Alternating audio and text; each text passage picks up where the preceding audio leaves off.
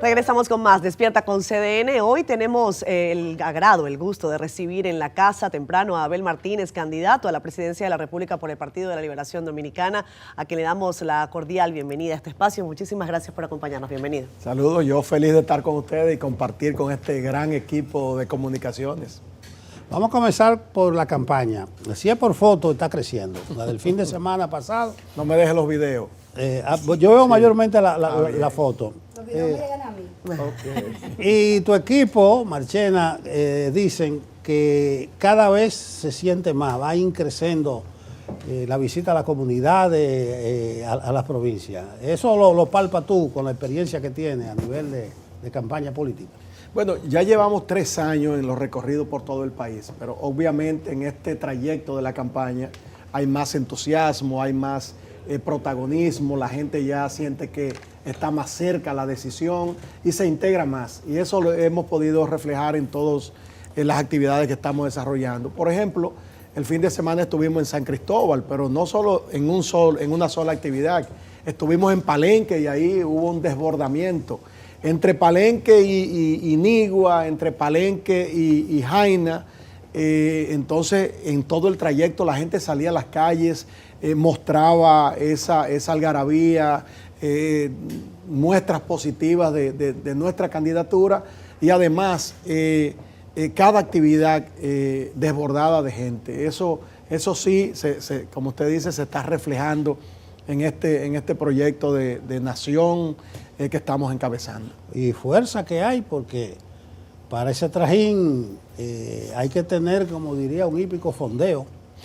Bueno, en el fin de semana anterior nosotros estuvimos en la Vuelta al Lago, lo que llamamos la Vuelta al Lago, que tocamos las provincias Independencia, Bauruco, Barahona, bueno, con Barahona, Vicente Noble, Tamayo, y la verdad que 12 horas de trayecto, más de 200 kilómetros recorridos, la mayoría de esto encima del vehículo, porque en todo el trayecto la gente sale a las calles, por donde pasamos por poblaciones, la gente se tira a las calles, participa, se integra y energía hay, pero más que energía hay voluntad de ganar, voluntad de que en el 2024 el país cambie para bien, de que esta propuesta que nosotros estamos encabezando pueda tener éxito desde el punto de vista electoral. Es la manera entonces que a partir del 16 de agosto del 2024 podamos hacer y desarrollar lo que tenemos pensado para corregir el rumbo errático que el país está llevando y que pongamos orden en la República Dominicana.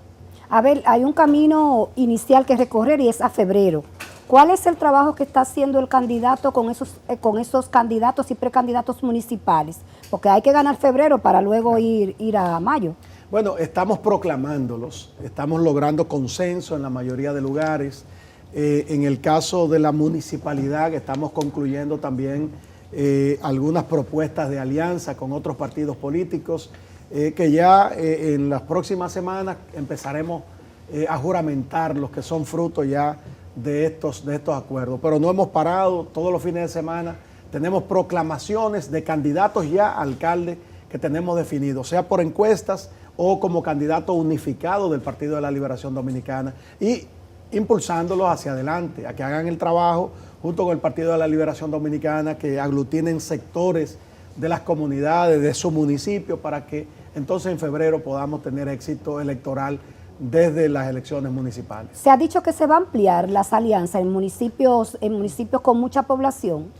¿Eso es cierto? Hay propuestas que están sobre la mesa esperando ya la decisión final, pero en lo que tiene que ver con el grueso de las alianzas municipales ya se ha concluido esta primera etapa o esta etapa de la municipalidad.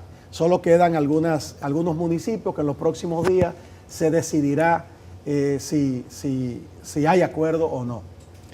Abel, has mencionado la palabra errática y es algo que has dicho muchas veces cuando te diriges a la gestión de gobierno del actual presidente.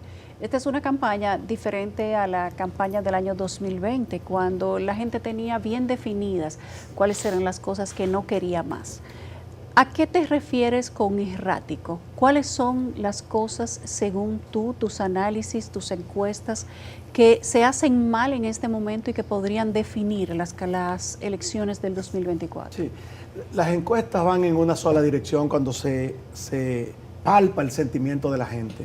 La gente siente que no tiene acceso a comprar alimentos, a tener asequibilidad para los alimentos. Pero eso no solo es en la encuesta, es que los productos de primera necesidad han subido de precio, cuando una de las propuestas principales de este gobierno actual fue que iba a bajar la comida en un 30%. Eso queda en primer lugar generalmente en las encuestas, pero en el sentimiento de la gente, lo que ves en los barrios, cuando las mujeres van a los colmados, van a los supermercados, cuando el hombre de trabajo se gana su peso y eso no les rinde en la misma cantidad, el mismo sueldo que antes les rendía precariamente, pero podían comer 3 veces al día. Ahora no. Entonces eso obviamente tenemos que decir errático. Cuando vemos el tema de la inseguridad, como la gente está ansiosa, nerviosa para salir a las calles, que siente que puede ser asaltada, que puede ser atracada, que puede ser violada, que puede perder todo lo que tenga, porque delincuentes, porque criminales la aborden, la ataquen, y eso está ocurriendo día a día. Pérdida de vidas humanas, asesinatos, enfrentamientos entre pandillas, hombres de trabajo que caen abatidos, confusiones desde el punto de vista de la persecución del crimen o el delito, malas prácticas en estrategias para disminuir la delincuencia. Este presidente, el presidente actual, también en campaña llegó diciendo que iba a disminuir, que iba a controlar la delincuencia en un 50%. Tenía un supuesto plan Giuliani. ¿Dónde está ese plan? Cada día hay más inseguridad, cada día hay más tormento para las familias dominicanas.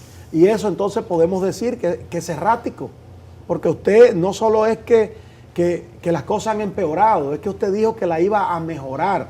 Y si vamos en cada renglón, la salud, ahora estamos viendo, y eso no ha salido tanto en los medios de comunicación, pero el dengue está arropando el país entero. No hay camas en los hospitales. Y junto con esto, entonces hay un problema, aparte del que ya tenemos con la desviación del río Masacre, lo que tiene que ver con la inmigración ilegal constante. Hay hospitales de este país, hay provincias donde el 65% de los partos son de haitianas, de extranjeras que están de manera ilegal en República Dominicana. Y eso se lleva, a decir del propio Ministerio de Salud Pública, más del 20% del presupuesto de salud pública. Por eso decimos que la educación, que la República Dominicana está en 4 bloques. Bueno, porque también vemos el tema educativo, hay un 4%, hay recursos para la educación, pero mal empleados, desayuno escolar ineficiente, tan extendida que la han dejado caer. Vemos los libros de texto donde hasta en los mapas se repiten el nombre de las provincias, con faltas ortográficas, licitaciones no transparentes. Vemos que el gobierno actual, y en este caso el Ministerio de Educación, en vez de concluir más de 11.000 aulas que el gobierno del PLD dejó ya en un 70-85%, prefieren comprar furgones para meter estudiantes ahí. O sea, el nivel de la calidad educativa en República Dominicana es de las peores de la región, es de las peores. Entonces, claro, obviamente cuando un país va así, va de manera errática. Entonces, cuando un país está así, torcido, hay que enderezarlo. Y eso es lo que nosotros pretendemos. Abel, me gustaría su opinión un poco más amplia sobre el tema que domina ahora la agenda nacional, y es la política la estrategia que ha implementado el gobierno para hacer frente a la crisis que ha generado la construcción del canal en Haití. Hay quienes han considerado que es errático mantener la frontera cerrada. Desde su punto de vista, ¿hasta cuándo esto será sostenible y cuáles serían las vías? Ya sabemos que usted tiene una propuesta de una comisión, pero ya una evaluación después de 12, 13 días de cierre de la frontera. Pero también me gustaría que me diga si ya tiene la fecha de la proclamación oficial de su candidatura en el partido. Bien. Bueno, con el tema de Haití es un problema delicado, es un problema que no solamente debe involucrarse el gobierno, esto es un asunto de país. Por eso nosotros hemos propuesto de que la parte política electorera se deje a un lado. Y la verdad que el tiempo en estos 13 días, como dice, nos ha dado la razón. Las medidas tomadas por el actual gobierno fueron fruto de la improvisación. Algunos mencionan que con algún toque de mercadeo y de marketing político, pero si queremos verlo con un ambiente, con una reflexión más sana, vamos a decir que fue fruto de una emoción que llevó al actual gobierno a tomar medidas torpes, medidas que en ningún momento han logrado ni mínimamente solucionar el problema que se pretende resolver. Ese aparataje de militares, de tanques de guerra hacia la frontera, ¿a qué? ¿A una guerra? No. Hay un conflicto respecto a la desviación de un río, que el propio gobierno en el 2021 dio aquiescencia al gobierno haitiano o a quienes lo estuvieran construyendo, diciendo que no afectaba lo que tenía que ver con el cauce. Entonces eso es un error primero que hay que corregir. Entonces, cerrar el mercado binacional, el mercado transnacional, eso no es una presión al gobierno de Haití. Cuando usted ejerce presiones, sanciones contra un país es para obligarlo a enderezar alguna medida. Pero ahí los afectados, en primer lugar, son los pobres ciudadanos haitianos que no tienen dónde comprar sus alimentos, pero también los productores dominicanos que mueven millones de pesos diarios con ese mercado binacional que opera de manera exitosa y favorable para la República Dominicana. Ahora, yo sí creo que hay que cerrar, pero no cerrar el mercado, hay que cerrar el trasiego ilegal hacia República Dominicana, esas mafias que operan trayendo ilegales hacia República Dominicana de manera permanente y constante. Hay que cerrar la trata de personas, los contrabandos, hay que cerrar esa mafia legalizada, aunque se escuche disparejo esas dos palabras, de visas de manera permanente. Casi 400,000 visas que han producido 80 millones de dólares que van a un grupo de personas. Entonces hay que cerrar todo eso, hay que cerrar y poner un muro no de blocks y de malla ciclónica, no, el muro debe ser jurídico, el muro debe ser económico, el muro debe ser de respeto de la ley, el muro debe ser de soberanía, de identidad.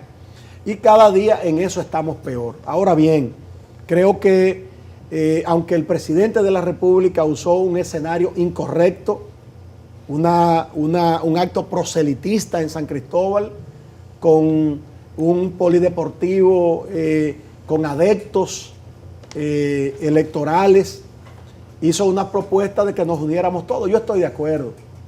Debemos unirnos como país, buscar la solución que sea más favorable a la República Dominicana, que podamos evitar ese conflicto, porque al fin y al cabo usted se pregunta, si esa masa pobre, que generalmente es la mayoría en Haití, se está muriendo de hambre, ¿para dónde va a coger?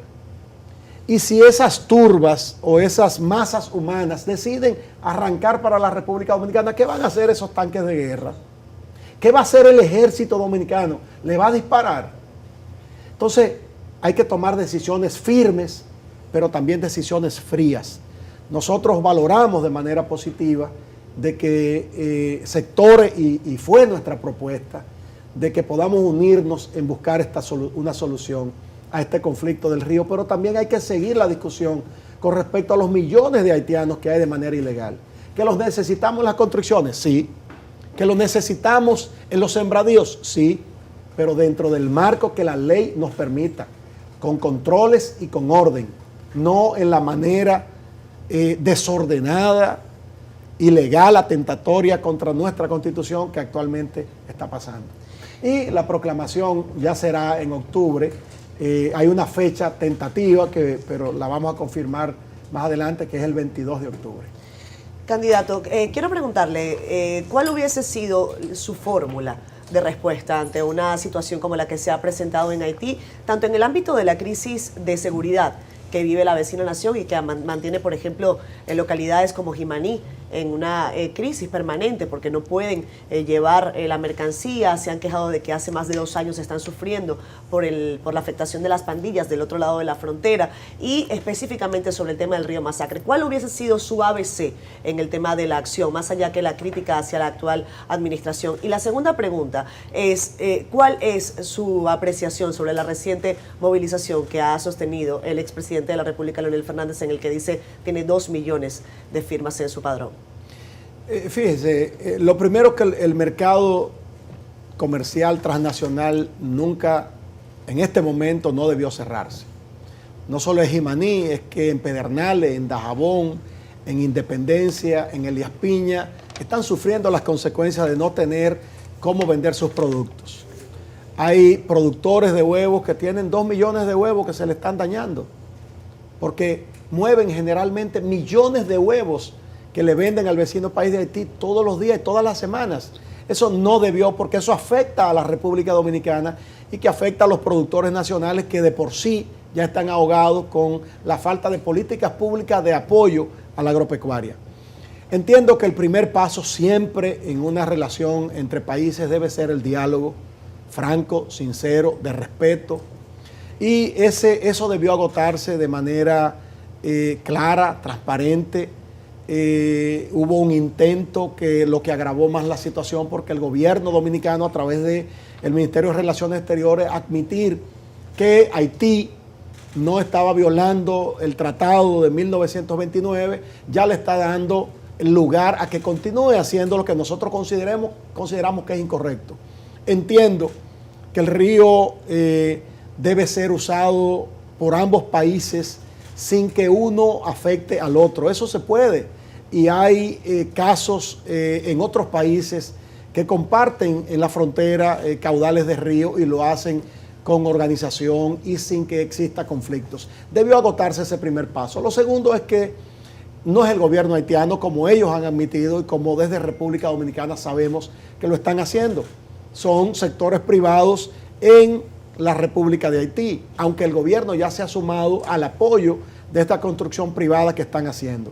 Hay que establecer mecanismos de diálogo que pueda buscar árbitros internacionales. Y cuando hablo de árbitros no es llegar al arbitraje internacional, no, sino de que hay organismos en la propia OEA, Organización de Estados Americanos, que dirimen conflictos, que esa parte aún no se ha agotado, que dirimen conflictos entre partidos, entre gobiernos, entre países, y eso aún no se ha agotado.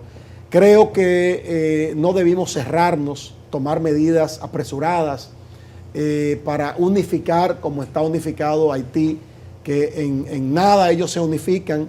Hay bandas, hay gobierno con una autoridad muy precaria, intereses fuertes, una diáspora, una diplomacia que funciona a la perfección en Haití, y están todos unidos en contra de República Dominicana. Sin embargo, nosotros, por las medidas apresuradas del gobierno actual, nos volamos los pasos del diálogo, de la diplomacia y de buscar las alternativas que nos permitieran solucionar el conflicto sin tener que llegar a tomar las medidas extremas como se han tomado el día de hoy. Sobre la manifestación de Leonel Fernández en la Plaza de la Bandera y sus 2 millones de firmas. Nosotros estábamos en 4 actividades en San Cristóbal toda la tarde.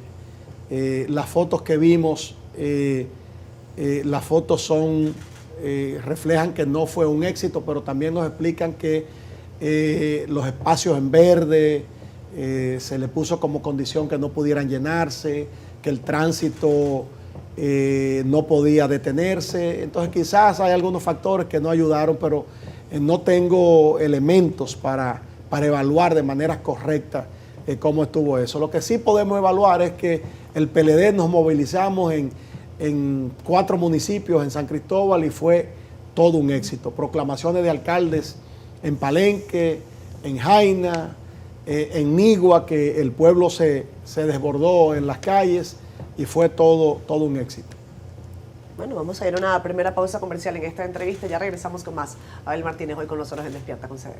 Regresamos con más Despierta con CDN hoy. Entrevista a Abel Martínez, candidato presidencial del Partido de la Liberación Dominicana. Una entrevista que también verá, por supuesto, en el periódico El Caribe, tanto en impreso como en su versión digital y, por supuesto, en nuestra página cdn.com.de. Abel, hay una expresión muy socorrida que vale, una cosa es con guitarra y otra con violín. Tú la tienes cogida del PRM con el asunto del anticipo, y es verdad, fuera de la base, porque yo prometí que iba a quitar el anticipo, y tú dices, ¿por qué no lo quitan? Ahora es que necesitan recursos, y necesitan recursos para poder hacer inversiones.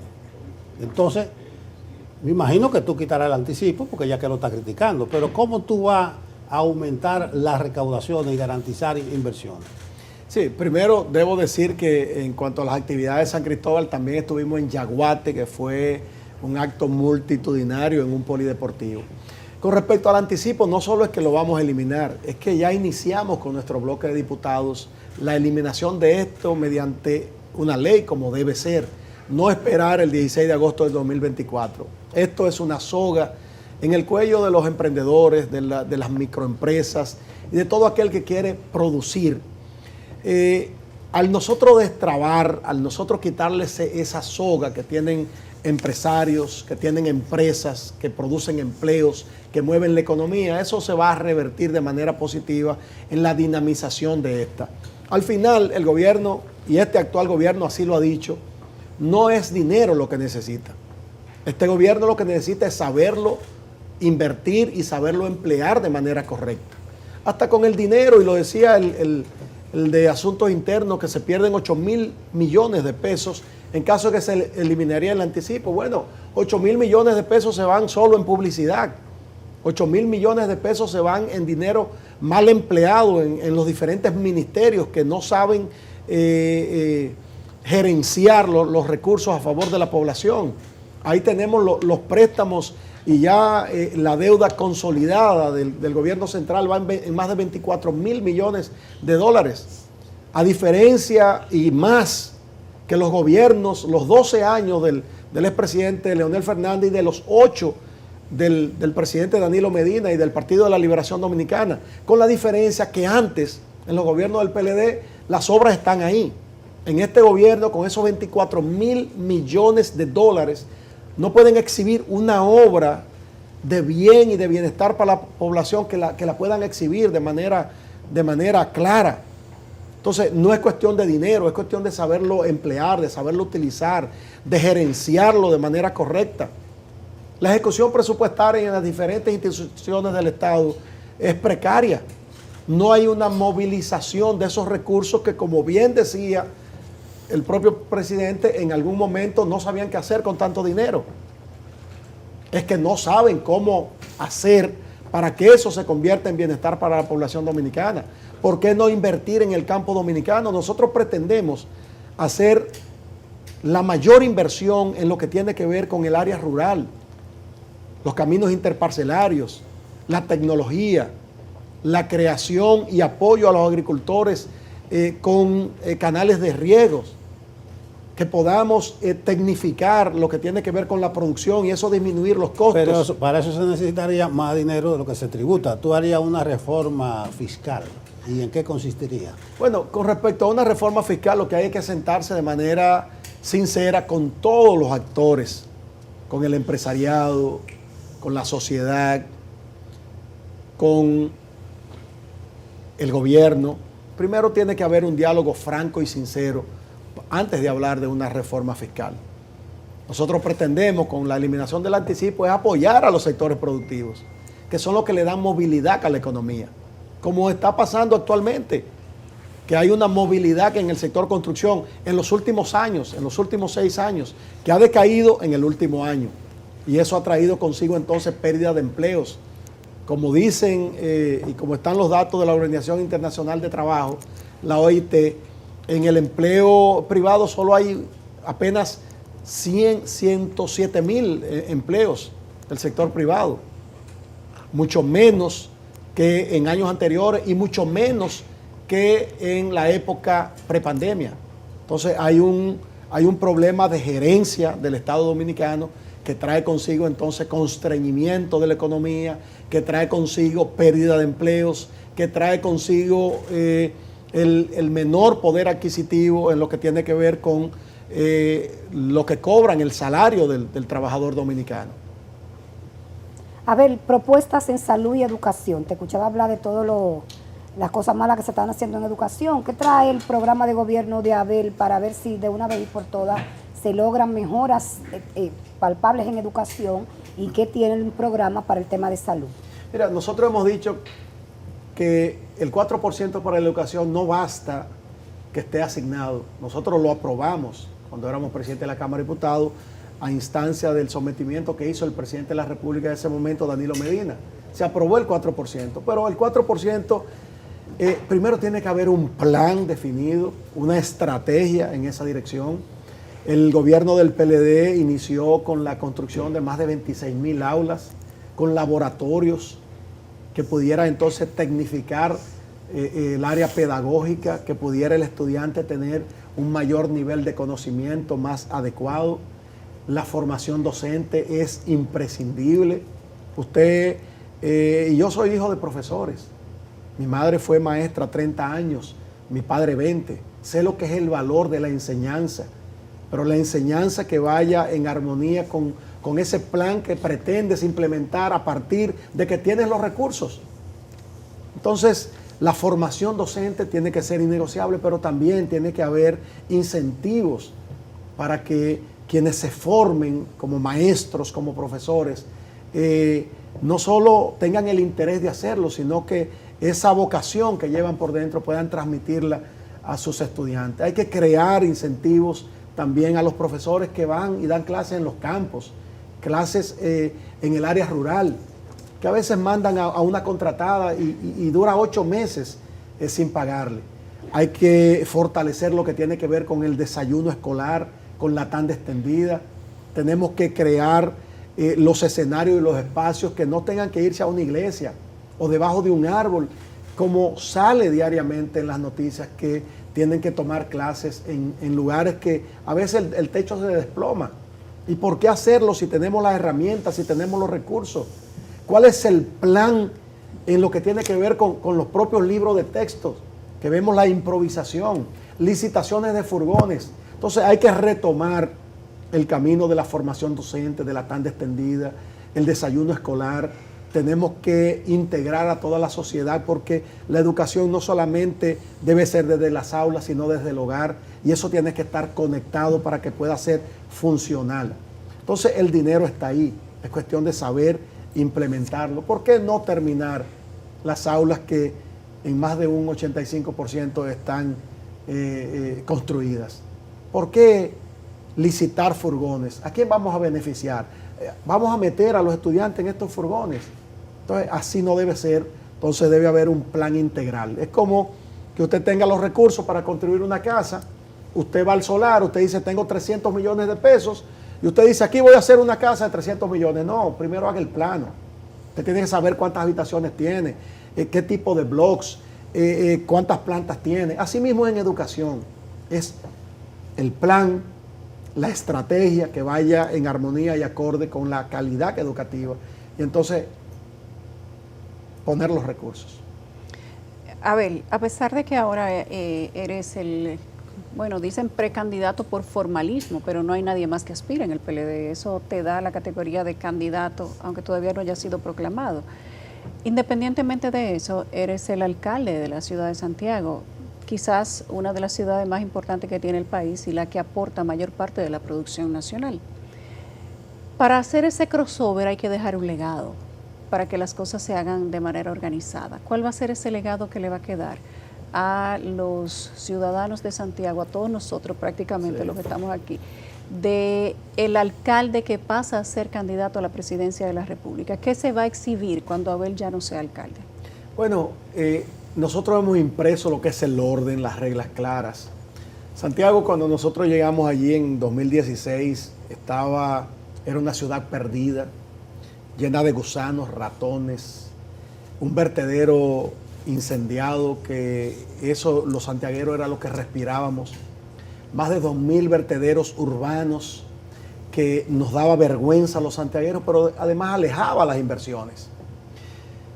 Al llegar allí, bueno, el panorama era tétrico. ¿Qué hicimos?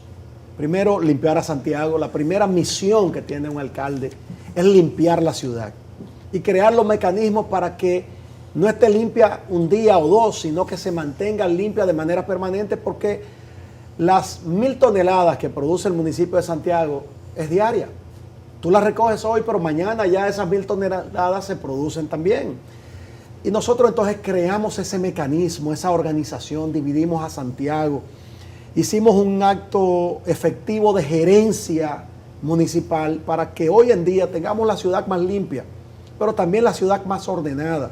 Pero una ciudad que en los últimos 6 años, según los datos del propio Banco Central de Impuestos Internos, que llevan las recaudaciones, las contribuciones a partir de las construcciones y del crecimiento y del desarrollo urbanístico, es número 1 en todo el país. Santiago en los últimos 6 años se ha convertido en el ícono, en el ejemplo de desarrollo, de crecimiento económico. Santiago hoy es apetecible por los inversionistas, tanto nacionales como extranjeros. Por eso tenemos hoy una ciudad en constante crecimiento, en constante desarrollo. Cuando nosotros llegamos, nadie quería construir torres de más de 10 pisos. Hoy las torres modelos de República Dominicana se están construyendo en Santiago de los Caballeros con el metro cuadrado de construcción, muchas veces con más valor que el que construyen en la capital de la República, guardando la distancia que este es el centro económico de la República Dominicana. Sin embargo, Santiago, y con Santiago, como va Santiago va el Cibao, se ha convertido en el área, en la región de mayor pujanza económica y de mayor crecimiento. Eso es uno de los legados que nosotros podemos exhibir, aparte de que nosotros hemos adecentado una administración municipal que era a nuestra llegada una especie de administración cavernícola. Hoy exhibimos logros tangibles, hemos trabajado en lo que tiene que ver con la transparencia, nuestros portales de transparencia, las licitaciones, las compras se hacen acorde no solo con la ley, es con la ética y además conectada con el sentimiento de la sociedad, que puede dar seguimiento, que puede criticar, que puede aportar, que puede vigilar nuestras acciones desde el ámbito del servicio público. Eso, hoy Santiago es modelo, ocupa los primeros lugares en todos los rankings en lo que tiene que ver con transparencia, con servicios, con ejecución presupuestaria. Santiago es una ciudad modelo, no solamente en el área de República Dominicana, sino en América Latina y en el Caribe, y eso es uno de nuestros legados. Dejar recuperada una ciudad con sus espacios recuperados, con sus áreas de recreación, una ciudad iluminada, las áreas deportivas, más de 200 canchas que no servía una sola, más de 200 canchas entre construidas y remozadas le hemos puesto para nuestros jóvenes de los barrios, así como también más de 100 parques que son y se convierten en modelo urbanístico. Y qué decir de una expresión cultural, folclórica, de arte urbano, que Santiago hoy recorrerla a sus calles es una exhibición permanente de arte urbano. Ya no hay que ir a las galerías de París o de Nueva York para ver artistas. Hay artistas plásticos que son brillantes y sus obras las tenemos en paredes públicas, pero además que exaltan nuestro folclore, nuestras tradiciones, nuestras raíces, que exaltan nuestros valores, nuestros principios como dominicanos y la identidad como santiagueros. Hoy en día, esas obras de arte urbano eran anteriormente paredes sucias con mensajes negativos que influían de manera incorrecta en la mente de nuestros jóvenes, de nuestros niños y de todos los ciudadanos. Bueno, gracias Abel. El jueves nos vimos en Santiago, con el ingeniero Estrella, era el orador de la Cámara Americana. Unos datos interesantes. Bastante interesantes. Entonces yo me equivoqué y dije aquí, caramba, estuve hablando con Abel que estuvo ahí y digo, mira Abel, eso es un plus a tu favor. Un presidente de Santiago y la región que va a crecer de aquí al 30 más que la región Osama. Inmediatamente llamaron. No, pero Santiago tiene un presidente, el país tiene un presidente que es de Santiago y que no necesita otro. Me mataron el gallo en la funda. Sí, el ingeniero Estrella que hizo una brillante exposición. Pero tú lo coges, ¿verdad? Sí, me lo están coge. diciendo que ahora hay un presidente que de Santiago que no necesita otro. No, es del Líbano. ¿Cómo así? No. Es originario, es dominicano. Bueno, ya es otro tema. Sí, pero vamos a dejarlo de ese tamaño. Pero porque- ahora se necesita, y las consideraciones en esa interesante disertación del ingeniero es un llamado a que debe ser un presidente de Santiago, dado el empuje y el crecimiento que tiene toda la región del Cibao. Bueno. Yo le tomé el discurso, él no terminó la frase, pero yo la completé. Bien, pues gracias Abel Martínez por habernos acompañado el día de hoy. Nosotros vamos ahora al almuerzo oficial del periódico El Caribe. Esto, repetimos, va a estar en las páginas impresas y digitales de nuestro periódico. Vamos a la pausa comercial y regresamos con más.